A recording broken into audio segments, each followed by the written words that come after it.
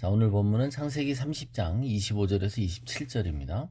라헬이 요셉을 낳았을 때 야곱이 라반에게 이르되 나를 보내어 내 고향 나의 땅으로 가게 하시되 내가 외삼촌에게서 일하고 얻은 처자를 내게 주시어 나로 가게 하소서. 내가 외삼촌에게 한 일은 외삼촌이 아시나이다. 라반이 그에게 이르되 여호와께서 너로 말미암아 내게 복을 주신 줄을 내가 깨달았노니 네가 나를 사랑스럽게 여기거든 그대로 있으라. 네, 야곱은 레아와 라헬의 출산 경쟁을 하는 동안 열심히 또 레아와 라헬을 아내로 둔 그 대가를 지불하느라고 삼촌 라반의 집에서 열심히 일합니다. 자, 그러다가 이제 삼촌 라반에게 이제 떠나겠다는 말을 하죠. 우리 모두는 부자가 되는 비결을 알고 싶어 합니다. 믿는 사람들도 부자가 이미 된 사람들의 성공 비결을 알고 싶어 하죠. 그래서 우리는 가난한 사람들의 얘기를 듣기보단 부자의 얘기를 듣고 싶어 합니다. 그들에게 독특한 노하우와 어떤 비결이 있을 거라고 기대하기 때문이죠. 자, 그런데 여러분, 그런 이야기를 찾아 읽고 귀를 경청하고 하는 것이지만 성경에 우리가 정말 부자 되는 비결을 얘기하고 있다는 것을 우리는 깨달아야만 하죠. 우리는 야곱의 스토리를 통해 하나님이 어떻게 인간에게 부를 주신지를 깨달을 수 있습니다. 오늘 보면 라헬이 요셉을 낳을 때라고 하는 것입니다. 이제 11번째 아들인 요셉을 낳을 때 야곱에게 심경의 변화가 일어납니다.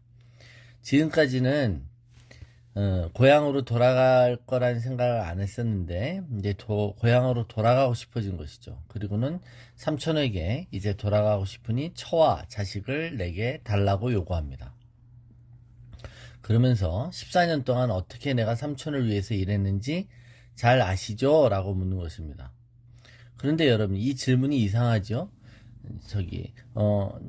아버지와 남편이 자기의 아내와 자식들에 대해서 삼촌에게 달라고 하는 게 우리의 상식으로는 맞지 않죠.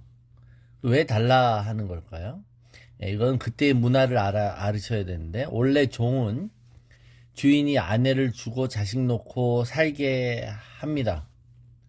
그러다가 이 종은 주인과의 고용계약이 끝나서 떠날 때는 자기만 떠나야 되는 겁니다. 처자식은 그냥 내버려 두고 떠나야 되는 거예요. 그 관계에서 난 처자식은 주인의 것이 되고 마는 것이죠. 그래서 어쩔 수 없이 평생 종살이를 하게 되어 있는 이 불합리한 제도였던 것이죠. 야곱은 삼촌 라반의 종은 아니었지만 거의 종처럼 살았습니다. 특별히 결혼할 때도 결혼 지참금, 신부를 데려올 지참금 없이 결혼했기 때문에 라헬과 레아를 얻기 위해 14년간을 봉사했잖아요. 예. 이 봉사가 거의 임금과 같은 금료와 같은 그런 성격이 있었다는 것입니다.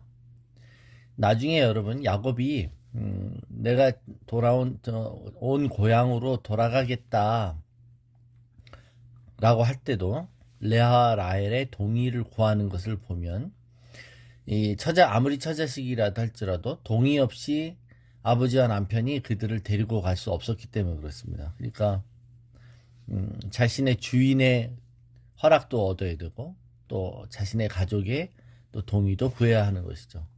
자, 이런 요구에 대해서 삼촌 라반은 어떻게 대답할까요? 여러분, 라반은 매우 입속이 밝은 사람입니다.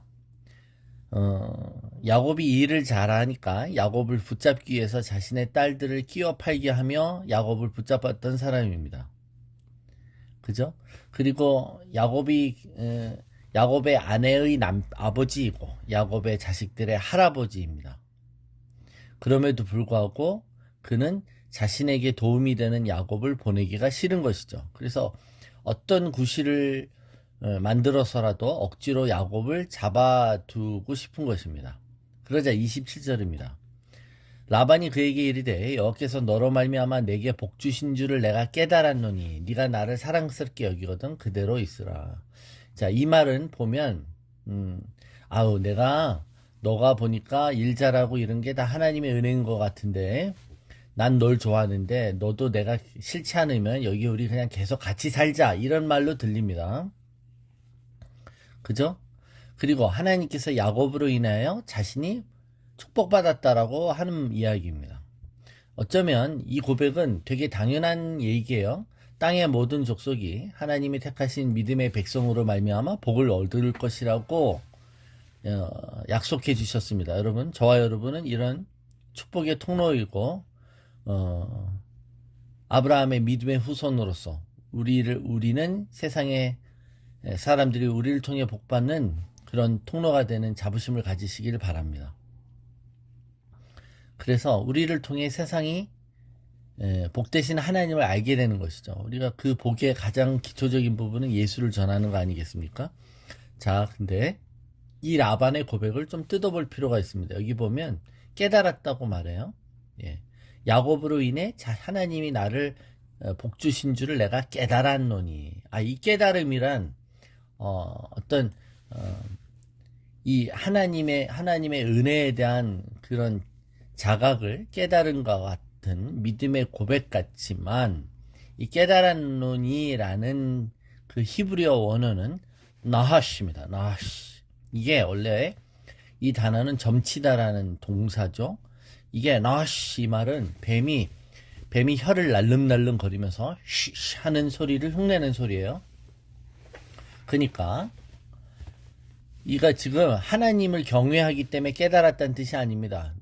네가 왜 그렇게 잘 되나 하고, 야곱이 왜 이렇게 일도 잘하고 제가 왜 이렇게 잘 되나 하고 내가 뭐 해봤다는 겁니까? 점을 쳐봤다는 거예요. 깨달았다는 게 그겁니다. 내가 점을 쳐봤더니 점괘가 야곱을 통해 하나님께서 복을 주셨다고 나왔다는 거예요, 여러분. 예. 그걸 깨달았다고 얘기하는 겁니다. 예. 점쟁이한테 갔더니, 아이고, 당신은 예수 믿는데 보니까 그냥 예수 믿으라고, 하나님 당신한테 복 주신다, 이런 말을 점쟁이가 하면, 예? 그 말을 믿고 거기에 신뢰하는 게 아니라, 그건 당연한 얘기 아니에요? 그죠? 네, 당연한 얘기예요. 그러니까 라반은 지금 하나님에 대한 신앙을 갖고 이 고백을 하는 게 아니라 그가 점쳤다는 겁니다. 나중에 이제 드라빔을 훔쳐갈 때 드라빔을 의지하고 있었던 것처럼 그는 하나님을 바로 아는 사람이 아니었죠. 이 이방 땅에서 그는 그 문화에 함몰된 사람이었고, 그 역시 주술을 의지하는 사람이었어요. 그거를 자기의 나름대로의 이 주술적인 신앙 형태를 빌어서, 너가 왜 잘 되는지 내가 나름대로 내가 점쟁이 찾아가서 물어봤는데 너가 보니까 네가 믿는 하나님이 너한테 복 주신 거라고 점괘가 나오더라, 이 얘기인 것이죠. 자, 라반은 지금 야곱을 붙잡고 싶습니다. 그러면서 뭐라고 말하면, 너 여태까지 그러니까 잘 됐지 않냐 이겁니다. 나랑 같이 있어서 너희 하나님이 복 주신 거 아니냐 이겁니다. 근데 왜 굳이 가려고 하느냐? 너 여기 떠나면 뭐 먹고 살 대책이라도 있느냐라고 말합니다. 그렇죠? 예. 이제 그러면서 이제 이 라반은 야곱을 붙잡을 수 있는 다른 제안을 하려고 하는 것이죠. 예. 그러니까 월급을 줄 테니 돈 벌어서 고향에 가야 하지, 돈 좀 더 벌고 가라고 부추기는 것과 같습니다. 그렇죠? 자, 우리는 이런 상황에서 지금 야곱은 어떤 고민을 해야 될까요? 처음에는 이곳에서 좀 오래 살아보려고 했습니다. 그래서 라반이 여기서 일하라고, 그러면 딸도 주겠다라는 이 제안을 덥석 받아들였습니다. 14년 동안의 노역은 거의 노예 생활에 가까웠고, 그동안 그가 얻은 것은 물론 어떤 재물도 있었겠지만 4명의 아내와 최소 2명의 자식들을 낳았습니다. 이제 떠나겠다는 것은 이들을 다 냅두고 자기 혼자 돌아가겠다는 말로 들릴 수도 있는 것이죠. 그러면 그는 빈손이 되는 것입니다. 또 그 식구들이 따라 나선다고 해도 식구들이 어떻게 먹고 살 수 있는지는 보장이 없는 것이죠. 자, 고향으로 돌아갔을 때 자기를 죽이려고 했던 형 에서가 자기를 환영하고 받아줄지도 미지의 일입니다. 그에게는 현실적인 문제들이 있습니다. 이게 우리가 믿는 사람들이 갖는 딜레마인 것이죠. 고향으로 돌아가긴 돌아가야 합니다. 하나님과의 약속이 있었고 하나님과의 믿음의 고백이 있었어요. 내가 이곳으로 다시 돌아오게 하시거든 이렇게 기도했었죠. 그런데 현실이 녹록지 않습니다. 결혼 전에는 교회 생활 열심히 믿음 생활 열심히 하고 청년 때 수련회도 마음대로 다니고 선교여행도 가고 단기 선교도 가고 며칠씩 또 성경 읽고 기도도 열심히 했는데 결혼하고 나니 삶에 현실적인 문제가 부닥쳐 옵니다. 처자식 먹여 살려야 되고 부모님도 봉양해야 되고 애들도 그죠? 어렸을 때는 안고 기저귀 갈아주고 온통 온갖 고생하다가 애가 크면 이제 애 공부시켜야 되고 학원비를 벌어야 되고 뭔가 해야 되는 상황에서 교회 가는 거는 뒷전으로 밀리게 됩니다. 예배 빠지게 되고 그래서 돈 버는데 내가 열심히 하는 것이 하다 보니 신앙과는 조금 멀어지는 것이죠. 그래서 본의 아니게 삶의 문제에 자기가 몰두하다 보니 본의 아니게 신앙의 생활과 멀어지기도 하죠. 이런 우리의 현실적인 딜레마 앞에서 내가 세상적인 속물이 되었기 때문에 신앙이 떨어졌다라고 함부로 비난할 수는 없을 것입니다. 이렇듯 우리의 신앙이 현실적인 문제가 있어요. 그죠? 먹고 사는 문제.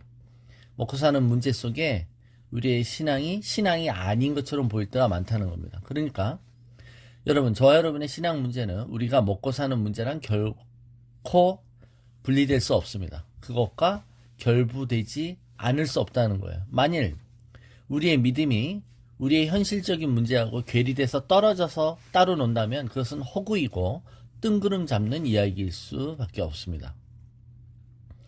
그래서 우리 삶을 영위하기 위해 필요한 돈과 소유의 문제는 우리의 믿음을 현실적인 것으로 끌어내립니다. 그러니까 이 현실에 적용할 수 없는 믿음은 영적인 허구이죠. 스피리추얼 픽션입니다. 그리고 가짜 신앙입니다. 직업이나 돈이나 소유의 문제가 우리의 신앙생활에 어쩜 되게 중요하죠. 신약에도 보면 예수님이 이 돈과 물질에 관한 표현을 제일 많이 하셨어요. 왜냐면 이게 믿음과 관련되어 있기 때문에 그렇습니다. 그래서 우리가 하나님을 믿는다, 하나님을 사랑한다라는 것을 드러낼 수 있는 분야는 역시 뭐니 해도 이 물질에 관한 부분인 것이죠. 그래서 돈을 사랑하는 것이 일만 악의 근원이라고 한 것처럼 돈이 나쁜 게 아니라 하나님이 아닌 다른 것을 사랑하는 게 악인 것이죠. 젊었을 때 대학생 다니고 선교단체 다니고 할 때는 쉽게 헌신했던 우리의 생활이, 그리고 그때는 복음 전도자가 될까도 생각해봤고, 그러다가 직장 다니게 되고 결혼하게 되고 사회생활하면서 과거에 했던 헌신은 온데간데 없고 오히려 세상에 묻혀서 적응하려고 남 뒤처지지 않고 살려고 하다 몸부림치다 보니 세상 사람보다 더 세속적으로 변하기도 하는 것입니다. 그렇죠? 바쁜 중에도 시간을 쪼개어 하나님 앞에 예배드리고 또 하나님 앞에 헌금을 드릴 수 있는 것이 어쩌면 우리의 진짜 믿음인 것입니다.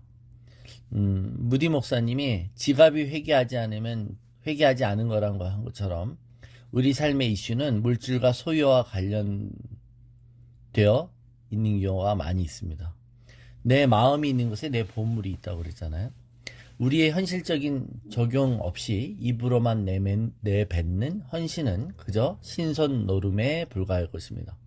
돈과 물질은 하나님이 우리에게 주신 구원의 선물 외에 덤으로 우리에게 주신 구원의 풍성함을 누리게 하시는 하나님의 은사이자 선물인 것이죠. 그러므로 여러분, 모든 것에 있어서 풍성함을 누리게 하시는 하나님 나라의 소속원인 우리는 하나님 나라의 풍성함, 즉 우리가 부자 되기를 원하시는 하나님의 변함없는 뜻을 의심하지 않으셔야 됩니다. 하나님은 우리의 부여함을 누리며 살기를 원하시죠. 그런데 더 중요한 게 믿음의 부여함이기 때문에 하나님은 우리에게 더 좋은 것을 주시는 것이죠. 이 세상에서의 소유 자체가 우리의 삶의 목적이 된다면 그 소유를 위해 한 모든 노력은 어쩌면 하나님 앞에 죄가 될 것입니다. 예. 이 세상에서의 소유가 우리가 기피해야 되거나 우리가 타부시하거나 우리가 대적해야 될 것이 아니죠. 하나님 누리게 하신 영역이 맞습니다. 그럼에도 불구하고 그것이 우리의 첫 번째가 되는 순간 우리는 그것을 죄라고 여길 수 있어야 되는 것이죠. 사람의 생명이 그 소유의 넉넉함에 있지 않다라고 하셨습니다. 그래서 성경은 부자의 개념을 이렇게 정의해요. 많이 축적하고 많이 가지고 있는 사람이 아니라 많이 흘려보내는 사람입니다. 많이 유통시키는 사람이 부자라는 거예요. 많이 흘려보내고 베푸는 것이죠. 성 프란시스코라는 성인이 있죠. 이 사람은 부잣집 도련님이었습니다. 그의 영성을 흔히 우리가 맨발의 영성이라고 합니다. 거지 영성이라고 하죠. 네. 그러나 왜 부잣집 아들이었는데 가난하게 살았을까요? 그는 스스로 가난함을 취했습니다. 다 나누어졌기 때문에 그렇습니다. 그러니까 여러분, 우리가 가난하다면 그것은 우리가 자발적인 가난이기를 바라는 것입니다. 자발적으로 나를 가난하게 만들어 이 부를 흘려보내므로 우리가 믿음의 부요함에 참여하는 것이죠. 성 프란시스코는 늘 나누어 줬기 때문에 가진 게 없었대요. 옷 하나 걸치고 가고 있을 때 길가에 있는 거지가 그 입고 있는 옷을 달라고 했습니다. 그러자 성 프란시스코는 그 옷마저도 또 주었다는 것이죠. 그래서 벌거벗고 걸어갔다는 겁니다. 그러니까 이 마음속에 그의 마음이 얼마나 부유한가라는 겁니다. 여러분, 우리는 이 신앙의 문제에 있어서 이 물질과 관련된 딜레마, 또 많은 선택, 그리고 불안과 두려움이 물질과 관련돼서 우리는 있습니다. 이것을 부인할 수 없습니다. 그렇기 때문에 우리가 이 문제를 어떻게 다루고 우리 삶에 있어서 주인이 누구이며 우리가 우선순위가 어디 있는지를 항상 확인하며 우리의 믿음의 고비 이 이슈와 관련되어 있다는 것을 명심하셔야 될 줄로 믿습니다. 이 세상의 만몬이 우리의 우상이 되지 않도록 우리 항상 주님만을 찬양하며 주님을 기억하시기를 축원합니다.